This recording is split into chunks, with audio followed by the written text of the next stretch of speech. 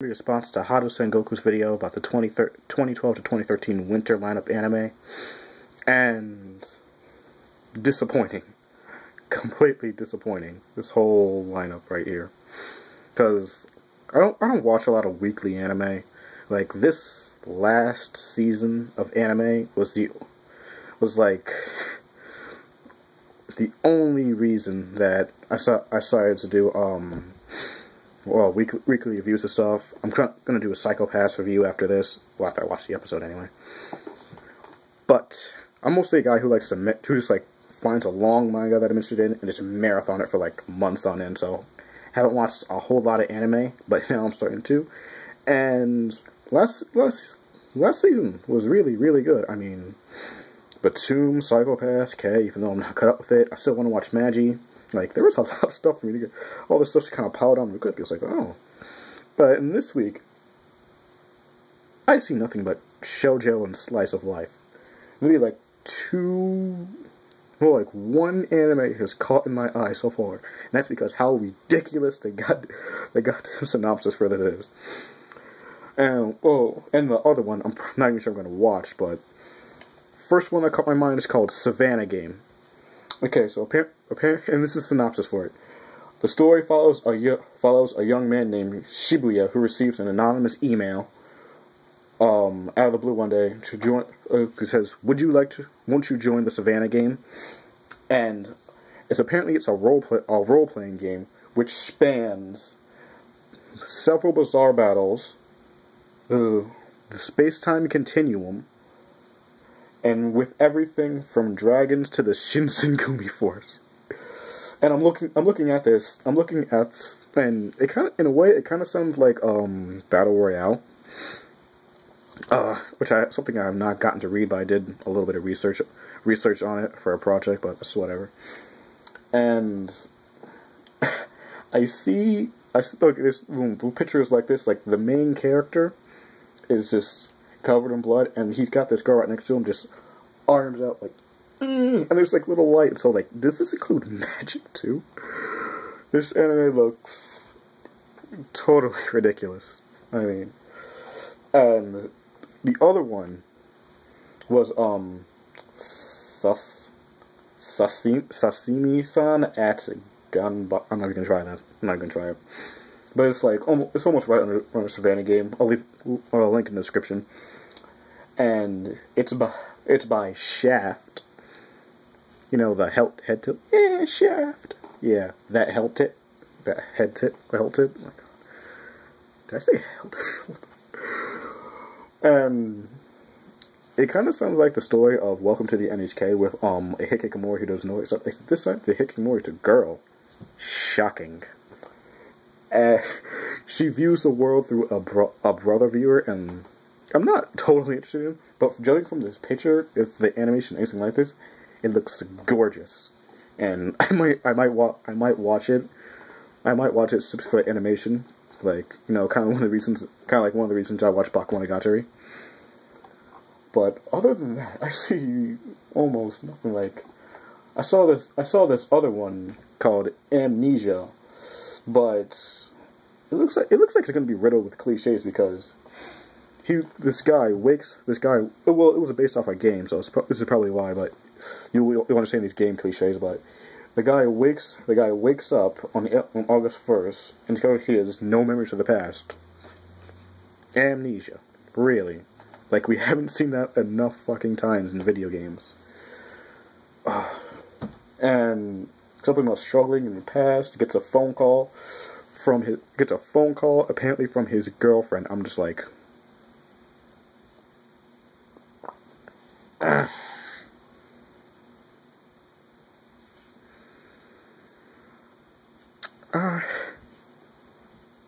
like, those are kind of the two things one of my two least like cliches. Girlfriend, I'm your girlfriend thing, because I don't like romance in a lot of animes. I really don't. It makes some series a little bit better, but honestly, they can just go die. And Amnesia, it's like, ever since Shadow the Hedgehog, I've been kind of on the whole Amnesia concept. I mean, usually it's nothing interesting. I mean, when's the last time you saw someone with amnesia do something interesting? The OVAs. Now, I see some popular OVA series in this list, but overall, the OVAs for this list, while they look popular, I have not seen. Not the Gundam one, not the Codebreakers. Pretty sure Kurko no Basket has one. I'm not sure if I can watch that anime yet. But the movies actually look very interesting. There's the obvious one. There's obvious Film Z. Neko Monogatari and Kise Monogatari. A certain type of magical index, the English name is at the very bottom. I haven't seen that anime yet, but I want to watch it. And Hunter x Hunter: The Phantom Rogue. I am excited for that movie, but I do not know what it's about. But if it's about the Phantom Troop and Kurapika, I would be happy, very happy. And the third Berserk movie is coming out, but the second Berserk movie just came out and it's not even subbed yet. So I don't know. It's just like so excited for it, but you can't watch it. Apparently, this is the movie with the eclipse, which is the craziest shit you ever did see. I'm hoping in the second just talking about Berserk. I'm hoping in the second movie and on the CGI isn't as neck-stabbingly bad, because companies cannot do CGI very well. Like my friends were joking about this anime called Kingdom, and that show is nothing but CGI, and it's like 12, they're like, we only got 3 seconds in. I was like, 12 seconds, done. It's so horrible. And it's a shame because I hear the story has a very good plot, but if something just assaults your eye like that did, you can't watch it. And the Berserk movie was not that bad, but if Kingdom's a 0, Berserk is like a 3 in terms of CGI, so let's hope it has like CGI like Infinite Stratos, because shit show, but its presentation was very, very nice. Very nice. Why such a good soundtrack and great CGI went to a bad anime, I don't know, but I don't know. But yeah, overall this list of Bokawa Tomodachi ga Suganai is on here, but I kind of stopped watching that show. I was like, most people say, I watched it for the plot. I actually tried to do that. And just failed. Those first couple episodes were funny, but then it made itself a little too obvious that it's just a boring harem. If you're gonna do a harem, at least make it interesting.